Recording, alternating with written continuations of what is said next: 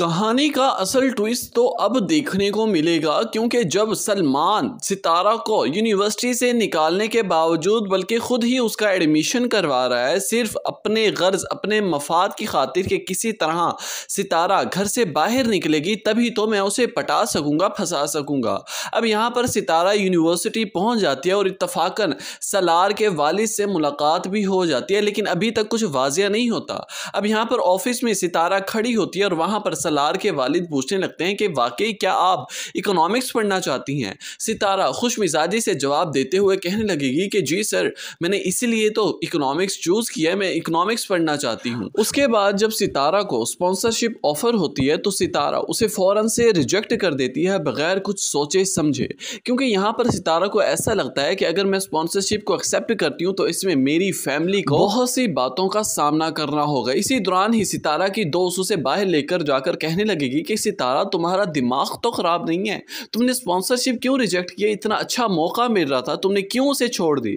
यहाँ पर सितारा कहने लगेगी कि हमारा ख़ानदान, हमारी फैमिली हमारी ढाल होती है और हमें उसे मजबूत रिश्ते को कायम करने के लिए उन्हें डिफेंड करना होता है। यहाँ पर उसकी दोस्त कहने लगेगी कि अच्छा, अगर फैमिली जितना मर्जी बुरा कर दे। सितारा पहले तो घबरा जाती है, खामोश सी हो जाती है, लेकिन फिर उसे जवाब देते हुए कहने लगेगी कि देखो, फैमिली कभी भी हमारे बारे में बुरा नहीं सोच सकती, वो हमेशा हमारी ही भलाई की खातिर स्टेप लेती है और हमें ही महफूज करना चाहती है।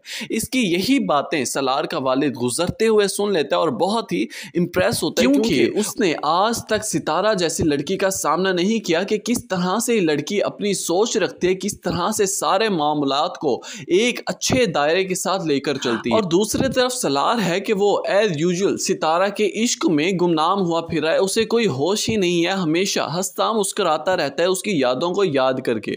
और अब जिसके साथ रह रहा है वो भी अब सलार की बातों को समझने लग गया। उसकी चाल ढाल देखकर उसे भी अंदाजा हो गया कि यकीनन ये किसी इश्क मोहब्बत के चक्कर में है।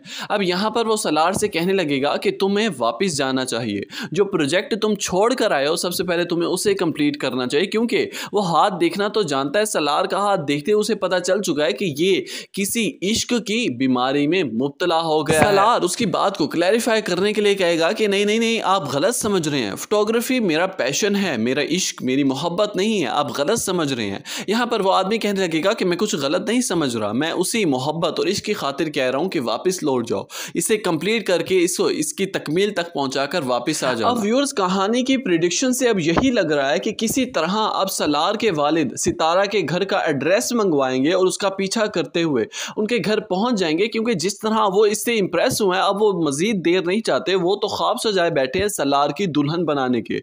उन्हें क्या खबर थी कि सलार की तो पहली चॉइस ही सितारा थी। अपनी कीमती राय से आगाज़ जरूर कीजिएगा नीचे कमेंट सेक्शन में।